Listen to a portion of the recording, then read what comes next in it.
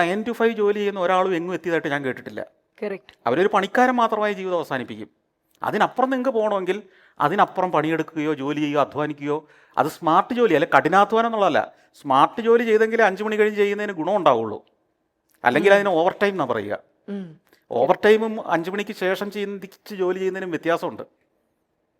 MT Vasudevan Nair novel എഴുതാനിരുന്ന കാലത്ത് അങ്ങേര് 9 മണിക്ക് എഴുത്ത് തുടങ്ങും, 5 മണിക്ക് ഓഫാക്കും എന്ന മട്ടിലായിരുന്നു എഴുതിയിട്ടുണ്ടാവുക. ലോഹിതദാസ് തിരക്കഥ എഴുതാനിരിക്കുമ്പോൾ 9 മണി തുടങ്ങിക്കളയാം, എനിക്ക് തിരക്കഥ എഴുതാൻ സമയമായി എന്ന് പറഞ്ഞ് തുടങ്ങുകയും 1 മണിക്ക് ബെല്ലടിച്ച് ലഞ്ച് കഴിക്കാൻ പോവുകയും 2 മണിക്ക് വീണ്ടും മണിയടിച്ച് പോയി തിരക്കഥ എഴുതി. അങ്ങനെയാണോ ചെയ്തിട്ടുള്ളത്? ഐസക് ന്യൂട്ടൻ ശാസ്ത്രതത്വങ്ങൾ രൂപപ്പെടുത്തി ഇപ്പം മണി നോക്കിയിട്ടാണോ ചെയ്തിട്ടുണ്ടാവുക?